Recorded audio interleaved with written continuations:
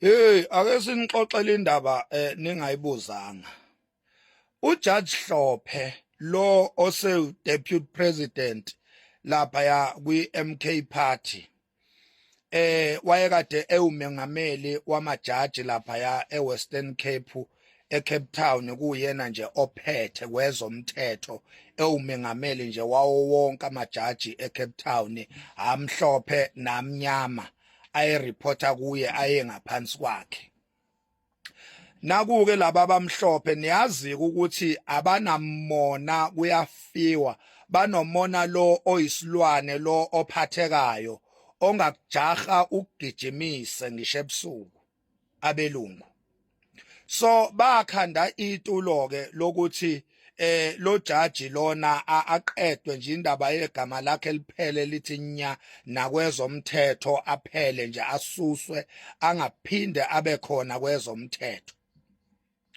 Bathe bejika bakhanda itulo bathi uviolate ijudiciary law, uviolate imithetho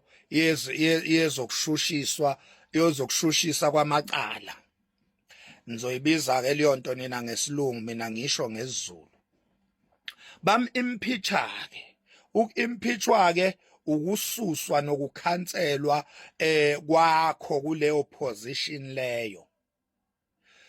Wabe sevula icala kuJudge Hlophe, icala elidonsa iminyaka ke njengoba nje eze wawumuntu ongasebenzi wagcine umuntu nje impela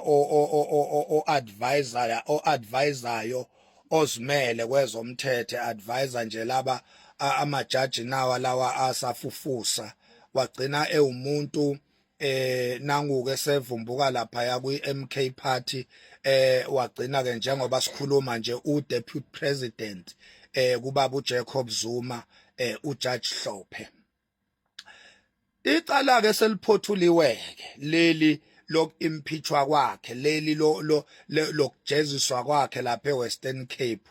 Kufumaniseke ukuthi uJudge Parker lo okuyena owakhipha isigwebo over uJudge Hlophe kuthiwa wahubhuza uhubhu kaBhejane, kuthiwa wakhuluma amampunge, kuthiwa waqamba amanga.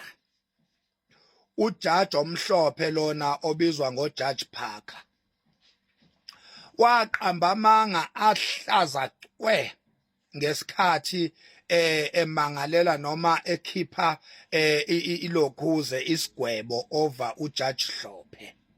Sekutholakele ukuthi lelo cala lelo uJudge Hlophe uluwinile ukuthi wa-impeachwa noma waxoshwa esikhundleni sakhe ngokungekho emthethweni. Uzokhumbula ukuthi uJudge Hlophe nasephalamende abamhlophe bamlandelile even ngisho sesephalamende bayoviolate umthetho wephalamende othi umuntu oqokwe ngabantu ngevoti ukuthi ahambe ayohlala enkundleni yamajaji lapha ephalamende lo muntu akaphikiswa. Bawuviolate lo mthetho when it comes to uJudge Hlophe. Bamphikisa uJudge Hlophe baze bamfaka nasezinkantolo ebe ekhethwe ngevoti ukuthi abe lapha ya enkundleni yamajaji ephalamende. Nalapho futhi uJudge Hlophe bamnqoba bamkhipha kumanje nje akekho kuleso sithangami leso samajaji. uJudge Hlophe ukhishwe yibona abamhlophe laba ababekade bemkhipha ekubeni umengameli wamajaji eWestern Cape eCape Town bamlandele nasephalamende. Ulwinileke icala ngoba nalapha ephalamende into abebeyibeka eqhulwini njengezizathu noma njengecala into abebeyibeke nje eqhulwini bethi ngenxa yalokhu akufanele ahlale kanye namajaji lapha ephalamende. Bebebeka lento yalapha yayokimpeachwa kwakhe lapha ya eCape Town ekubeni umengameli wamajaji naku kuthiwa uviolate ijudicial law. some of the judicial laws ayiviolateile lapha bekuyiyona kuphela isizathu esidalo ukuthi nasephalamende angahlali enkundleni kanye namajaji. Nanguke manje uluwinile lolocala, kuphoqa ukuthi njengoba icala eluwinile inkantolo enkulu yamajaji ivune yena, sekuphoqa ukuthi number 1 abuyiselwe esikhundleni sakhe, number 2 zonke imali akweletwa zona ijudiciary kuyo yonke iminyaka akhishwa yona lapha yana esikhundleni sakhe maqede wangakhokhelwa waluza wonke ama benefits, waluza wonke ama salaries akhe alesa sihlalo, sekuphoqa ukuthi ke lezo mali akhokhelwe zona, abuyiselwe esikhundleni akhokhelwe imali zakhe.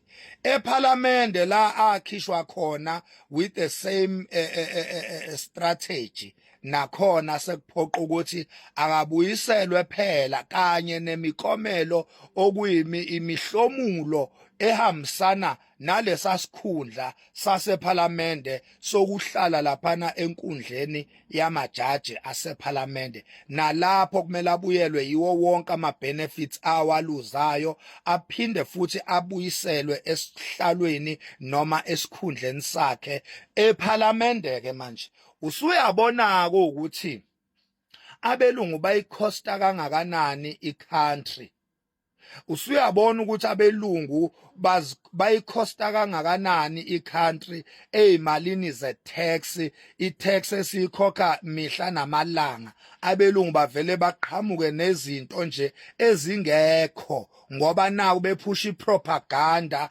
yokuthi lowo muntu akakhishwa. Zingakanani imali ezaspendwa kuliwa nomsholozi kuthiwa akayoboshwa for 15 months.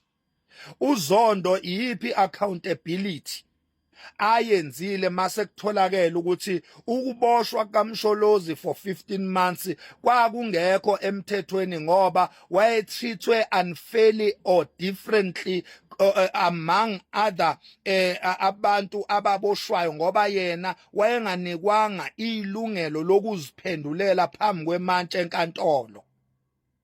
Kwakuviolate ilungelo eli experience noma eli enjoywa ngisho isigela mkhuba seyigebengu eSouth Africa, kodwa uZuma le opportunity wancishwa yona ngenxa yepropaganda ephushwa, ngenxa yepropaganda yabelungu besebenzisa ipuppet yabo eUramaphosa kanye noZondo. Zonke lozo zinto lezo zidla ephaketheni lemali yentela, imali ye-tax yethu njengama South African, kodwa sithuli sibumba imlomo yonke lonto asisukumeli. Kunaloko imgodoyi le EFF no ANC no DA nonkatha babhizi bayaqhubeka baphusha umsholozi, bamphushela emgodini noma sekubonakala ukuthi umsholozi utreatwa unfairly, sekubonakala ukuthi alikho icala, ayikho into embi eyenziwe uJacob Zuma, kodwa imkhanxala lehlezi lambela imali yezikhohlakali lezi ezimhlophe, lemkhanxala lemnyama lena ye-IFP nalemkhanxala ye-ANC ehlezi henquza lana kwezepolitiki, ifuna imali, ifuna ukucorrupta yonke into. Nalezi inkoxonkoxo zamasende okuyi-EFF ezisanganelwa yikhanda. Mina ngiyazi iyouth engenangqondo kanje, angiyazi ngempela iyouth le ebizwa nge-EFF ukuthi lawa masimba asanganiswa yini ngempela, ngoba iyouth ayinjeya. I-EFF nje is not a true representative of i-South African youth. Amasimba nje lento ekuthiwa i-EFF. Uyabona umsunu i-EFF igama lawo. So kudliwa imali zentela la, uJudge Hlophe buka nje imali esekumele abuyiselwe zona. buka nje uJack Hlophe treatwa unfairly, ekhishwa izizathu zingekho, ngepropaganda nje yamasimba.